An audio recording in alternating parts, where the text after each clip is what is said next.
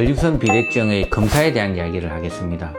전립선 비대증의 기본 검사는 일단은 소변을 어떻게 보는지 병력 검사, 그리고 우리 증상에 대한 어떤 기록을 수치화하는 IPSS라는 증상 기록지, 그 외에 요속 검사, 전립선 초음파 검사, 직장 수지 검사, 전립선 암 검사 및 피 검사 등등 여러 가지가 있습니다만은 이 중에서 가장 중요한 3개의 검사를 뽑으라면 전립선 증상 기록지, 그 다음에 요속 검사, 그 다음에 전립선 수지 검사 혹은 전립선 초음파 검사, 이 검사 3가지는 꼭 하셔야만 전립선에 대한 기본적인 판정이 됩니다.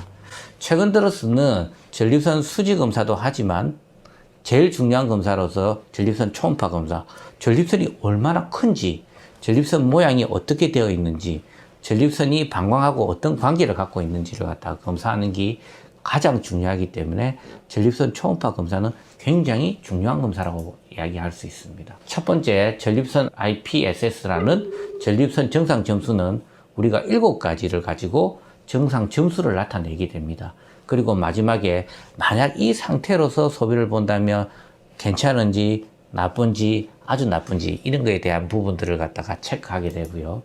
다음에 전립선 수지 검사라는 것은 항문에 손가락을 넣어서 전립선을 맞춥니다. 이 검사는 왜 중요하냐? 전립선 암 있는 사람과 없는 사람이 여기서 굉장히 많은 차이를 나타내죠.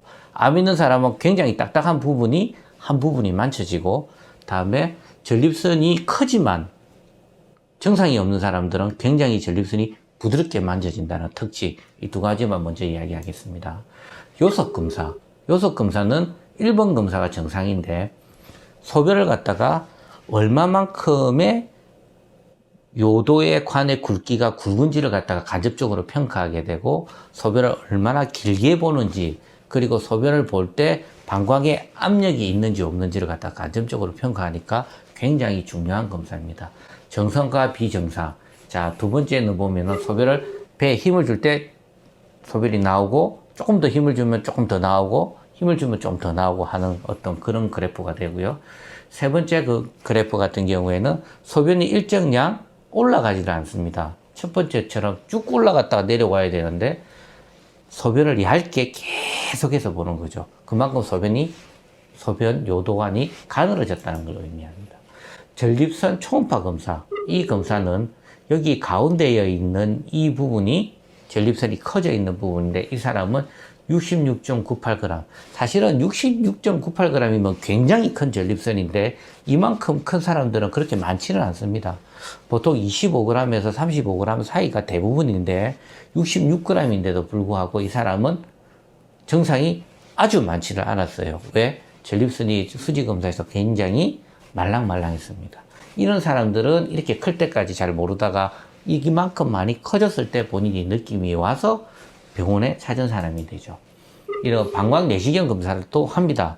소변에 혈뇨가 있거나 우리가 초음파 검사하고 요속 검사든 전체적으로 뭐가 맞지 않을 경우에는 방광 내시경을 봐서 전립선의 형태를 갖다가 요도의 형태를 보게 되죠.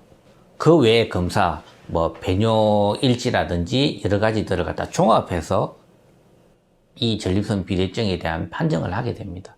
전립선 비대증은 단순하게 소변 보기 힘들어요? 그래요? 그러면 약 드릴게요 라고 했었을 경우에는 전체적으로 쓸 약이 딱 정해져 있는 것 외에는 쓰지를 못합니다.